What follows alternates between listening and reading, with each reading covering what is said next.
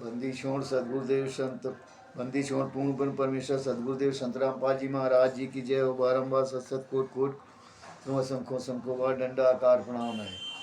मेरे श्रीदेव आराध्य शंकर मोचन पूर्ण ब्रह्म परमात्मा बंदी छोड़ परमेश्वर कबीर साहब जी की जय हो। बारंबार सत शंखो शंखो व डंडा आकार प्रणाम है। बंदी छोड़ संत गरीबदास जी महाराज जी की जय हो। स्वामी राम देवानंद बाबा गुरु महाराज जी की जय हो। बंदी छोड़ पूर्ण ब्रह्म परमेश्वर सदगुरु संत रामपाल जी महाराज जी की जय हो। सभी भाई सभी भक्तों की जय हो, सभी संतों की धर्मी पुरुषों की जय हो। काशी धाम की जय हो, सुरानी धाम की जय हो, बरवाला धाम सतलोक धाम की जय हो। सत साहिब सभी भगत भाइयों को सत साहिब, सभी जगत के भाइयों को और बहनों को सत नमस्ते प्यार भरा राम राम सत साहिब। और सभी भगत भाइयों से निवेदन है कि वीडियो को लाइक करें, सब्सक्राइब करें, कमेंट करना ना भूलें। हर भगत हर एक भगत का के वीडियो को लाइक करें, या जनता के जो लोग भी देखें वो लाइक ज़रूर करें और कमेंट करें और सब्सक्राइब करें, जिससे आप लोगों को जो नया वीडियो बने वो आपके पास आता रहे। सत साहिब। सभी भगत भाइयों और जगत के भाई लोगों से निवेदन है कि ये ज्ञान अमृत एवं षड्यंत्र का विष नामक पुस्तक है, और इस पुस्तक में छुड़ानी धाम से ले करके करौथा कांड का 2006 के कांड में और सदगुरुदेव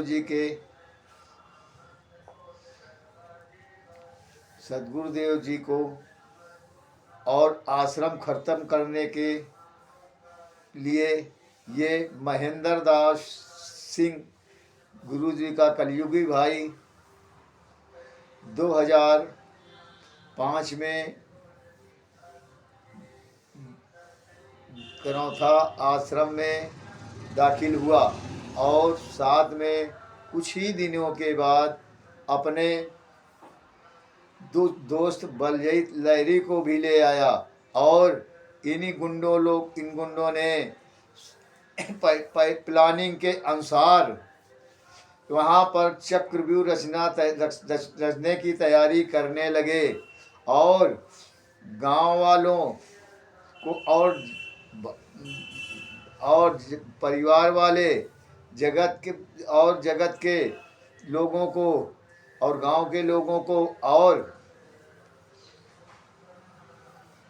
भूपेंद्र सिंह खट्टर जी को, मुख्यमंत्री खट्टर जी हुआ करते थे उस समय, तो उनको भी साथ में आर समाजी वो भी थे। तो इन सब आर समाजी और कोई बाहर के नहीं थे, आर समाजी यही परिवार, घर के नाते रिश्तेदार, गांव वाले सब ये आर समाजी थे, और आर समाजी कहीं दूसरे नहीं थे। तो इन लोगों ने प्लानिंग के अनुसार गांव वालों को लेकर के पहले तो छुड़ानी धाम में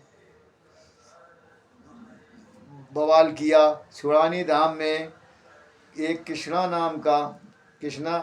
नाम के व्यक्ति ने, जो गुरु जी का सगा बानोई है, उसी ने वहाँ के महंत के नाक में तमंचे की बट मार कर घायल कर दिया था। उसमें भी केस लगा संत रामपाल जी महाराज जी के ऊपर और गांव के वालों के ऊपर। वो भी खैर कुछ दिनों के बाद समाप्त हो गया, और इसके बाद ये चक्रव्यूह अपना रचते रहे, और चक्रव्यूह की रचना में 12 जुलाई 2000 को करौथा कांड कराने में सफल हुए, मगर ये सदगुरुदेव की मारने की प्लानिंग इनकी फेल हो गई, और ये सदगुरुदेव के पास नहीं पहुंच सके।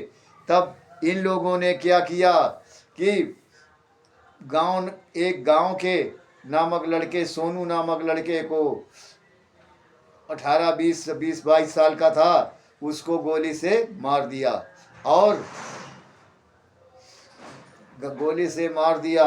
और नाम पुलिस वालों का लगाया। उसी में कुछ केस में भी हमारे सदगुरुदेव संत रामपाल जी महाराज और 37 लोग और थे, वो भी मुलजिम बने और उनके खिलाफ मुकदमा चला। और ये और 22 महीने के बाद हमारे सदगुरु जी को स्वयं के बांध पत्र में उनको जमानत मिली कि छूट मिली, मंजूर हो गई। और इसके पहले बरवाला में इन गुंडों ने पहले से प्लानिंग के अनुसार चक्रव्यूह रचना शुरू कर दिया था। बलजीत लहरी ने अपनी जमीन पर 1 बीघे जमीन पर वहाँ आश्रम बनाया और आश्रम बना करके सदगुरुदेव जी अपने बंद पत्र में छूट कर आए तो उनको ले जाकर वहाँ भी यह सत्संग कराने लगे। और धीरे धीरे फिर चक्रव्यूह की अपना ये काम अंदर अंदर सब शुरू कर रहे थे। इसके बाद इन्होंने रोहतास मानसरोवर पार्क में आकर अपना ये कमेटी बनाई, राष्ट्रीय समाज सेवा कमेटी। इन्हीं में इन सब लोगों सब सदस्य बने और कुछ हमारे सदगुरुदेव की मौजूद भगत भी सदस्य थे। मगर इन लोग ये सब भगत जो थे ये सब ज्ञान के विपरीत काम कर रहे थे। और आगे भी बरवाला कांड का, इस पुस्तक में बरवाला कांड का 18 नवंबर 2014 का 5 महिलाओं और 1 बच्चे की हत्या का पूरा विवरण है, जो जिसमें हमारे सदगुरु संत रामपाल जी महाराज जी को इन गुंडों ने साश्रम मरते तब तक गवाही देकर जेल करवा दी थी है। तो इस पुस्तक को मंगाओ और इस पुस्तक में पढ़ो, सच्चाई जानो। और भक्तों, इन मैनेजमेंट के और पवन ठग और संजय ठग, इन हत्यारों गुंडों का पीछा छोड़ करके ये ज्ञान अमृत किताब पुस्तक पढ़ें और सच्चाई को जानें। अपने परमेश्वर सदगुरुदेव संत रामपाल जी की आवाज़ को बुलंद करें और सच्चाई को सारी पूरी दुनिया में उजागर करके साथ हमारे अपने सदगुरु संत रामपाल जी महाराज जी का नाम रोशन करें और आंदोलनकारी सिपाही बन करके अपना कार्य प्रारंभ करें। सत साहिब। और सभी भगत भाइयों से निवेदन है कि एक थोड़ा सा वीडियो और है, वो वीडियो बनाने जा रहा हूँ। तो आप सब लोग अब ये बरवाला कांड का 18 पार्ट नंबर 18 है। और इसमें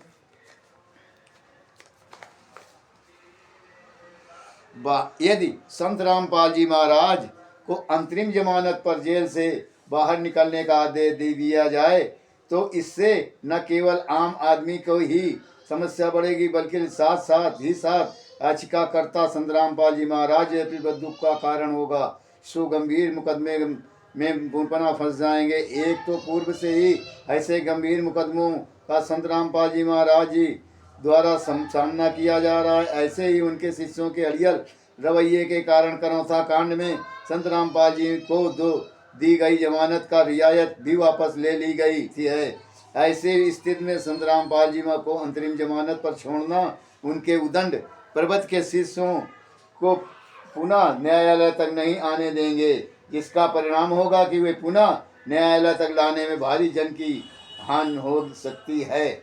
अतः संत रामपाल जी महाराज को उनकी मां के अंतरिम संस्कार में उस स्थान पर संत रामपाल जी को प्रशासनिक हिरासत में ले जाने के आदेश 3 दिन के लिए रोहतक कोर्ट से दे दी गई थी, जिसे याचिकाकर्ता रामपाल जी ने जाने से इनकार कर दिया है। वे ईश्वर द्वारा दिए गए दुखों से अवसर को भुनाना चाहते हैं। अतः न्यायालय का विचार है कि उक्त कारण को देखते हुए अंतरिम जमानत का अनुमति देना उचित नहीं है, इसलिए जमानत आवेदन को खारिज की जाती है। हिसार न्यायालय के न्यायाधीश माननीय अजय पराशर जी का तीनों केस में पारित कामन आदेश दिनांक 11/11/2016 का पारा नंबर 6 को पढ़ें। पारा 6 after hearing both the sides I am of the bid that request of the patient Van interim will can not be acceded to by the court, not because that court is against performing last rites of the mother of applicant, but because of the fact that followers of the applicant are numerous, and if his request is ascertained to, then there would be huge large at order problem in which lands to the life and property of innocent person can be coerced once the request in state to then Baba Rampal would not be able to control the volatile situation arising out of his coming out of jail, and his followers would hijack the total proceeding. In those circumstances, not only there would be threat to life and property of a commonwealth, but that there are chances that administration has to again register cases of serious nature like that in which Rampal is facing trial, and that would not only multipliers a problem of common man, but would also cause misery upon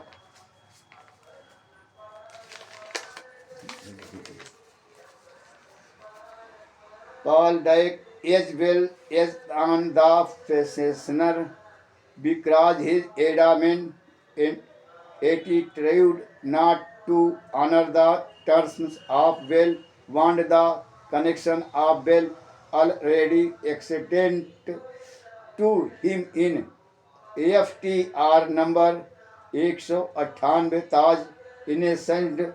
The prisoner wants to get out of the jail at his own terms, and that is why he has not availed the opportunities attend the last rites of his mother when he was ordered to be taken into custody. To that place the prisoners wants to enhance the opportunities out of the misreign inflicted upon him by the word, which to my guide cannot be permitted in view of the reasons given. Therefore, all the application referred to able or registrated a copy of this order be placed on roaming to files. Also, respective files be stand this their main cases. विचार करने का विषय लेखक आप भगत समाज जो विशेषकर संत रामपाल जी महाराज जी के शिष्य हैं, उन्हें कहूँगा कि आप अपने हृदय से विचार करो कि आखिर संत रामपाल जी महाराज जी को न्यायालय से जमानत नहीं मिलने का क्या कारण है, क्योंकि नहीं जमानत मिली, कौन इसका जिम्मेदार है। इन बिंदुओं पर क्या आपको विचार नहीं किया जाना चाहिए। इसका जिम्मेवार तो हम सभी हैं ही हैं। कारण जो संत रामपाल जी महाराज जी के एक भी वाणी या वचन को नहीं मानकर आदेश मैनेजमेंट वालों के बहकावे में आकर उनके आदेशों निर्देशों को अपनाकर संत रामपाल जी महाराज जी के महाराज के विपरीत उन्नाव षड्यंत्रकारियों को साथ देते हैं रहे, और आज भी उन झूठों निकम्मों या माया एवं माया के पुजारियों का साथ देते चले आ रहे हैं।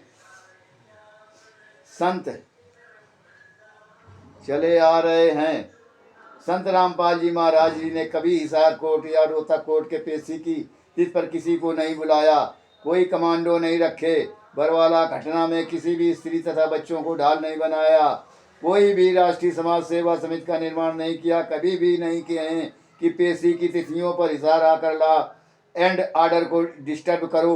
कभी नहीं ऐसा कोई कार्य करने के लिए कहे जिसने कानून व्यवस्था प्रभावित हो। हरगिज संत रामपाल जी ने न्यायालय तक का नहीं जाने के लिए कभी भी अड़ियल रवैया नहीं अपनाया। हर वक्त वे न्यायालय जाने को तत्पर थे, मगर उन न्यायालय में जाने से किसने रोका। वे कभी भी कानून को अपने हाथों में नहीं लिए और ना ही लेने का प्रयास किए हैं।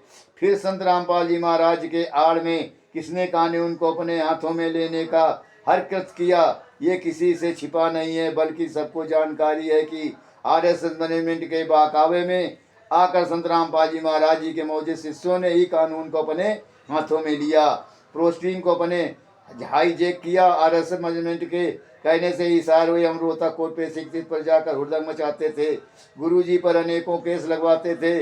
उक्त सारे कृत्यों गुरुजी के विपरीत उनके दुश्मन आरएसएस मैनेजमेंट के साथ मिलकर उनके महामूर्ख शिष्य ही करते थे, और आज भी गुरुजी के द्वारा रखे गए हर साबूत के बावजूद भी उनके शिष्य ही गुरुजी के कथनों एवं ज्ञान को नहीं मानते हैं और गुरुजी को दोषी बनाते जा रहे हैं। और गुरुजी ने दुनिया के समक्ष पेश होकर बताया था कि आरएसएस समिति मेरी नहीं है, काले कमांडो मेरे नहीं है। मैं न्यायालय तो जाना चाहता था, मगर समिति वाले इसके खिलाफ थे। चंडीगढ़ न्यायालय में हाजिर होने के लिए आरएस मैनेजमेंट के चंगुल से 5/11/2014 को पंचकूला चंडीगढ़ पहुंचा था कि आरएस मैनेजमेंट वालों के भनक लगते ही उन संत रामपाल जी महाराज जी को पंचकूला से हाईजेक कर बरवाला आश्रम लेकर वापस आए और आश्रम में संत रामपाल जी महाराज जी को नजरबंद कर दिया।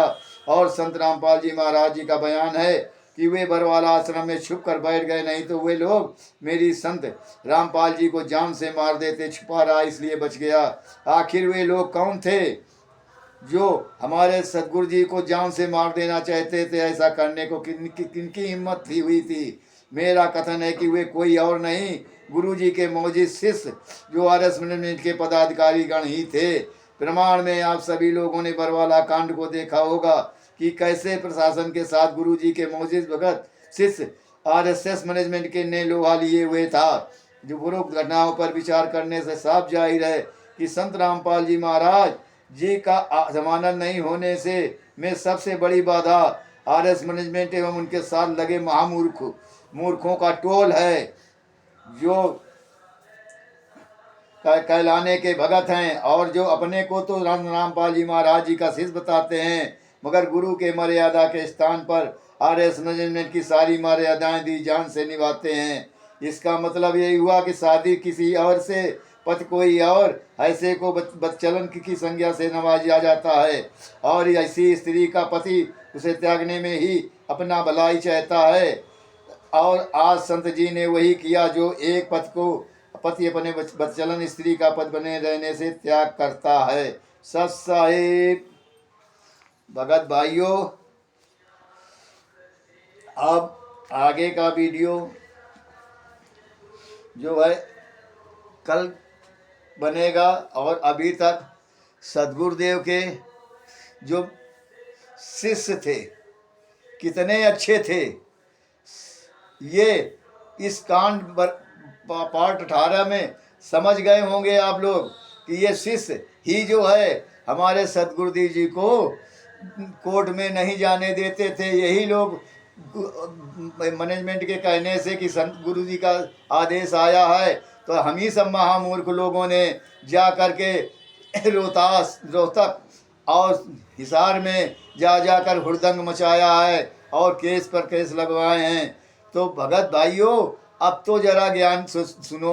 अब तो ज्ञान या अमृत ये एवं खड़यंत्र का विष आ गई, पुस्तक आ गई है, परमात्मा ने दे दिया है कोर्ट का जजमेंट। अब तो समझ जाओ, अब तो कुछ सुधर जाओ, अब तो गुरु जी के लिए कुछ कर लो, नहीं त्रिकुटी में जाकर क्या कहोगे, बताओगे? तब समझ में आएगा जब त्रिकुटी पहुँचोगे। सत साहिब। सभी भगत भाइयों वीडियो को लाइक करें, सब्सक्राइब करें और कमेंट करना ना भूलें। सत साहिब।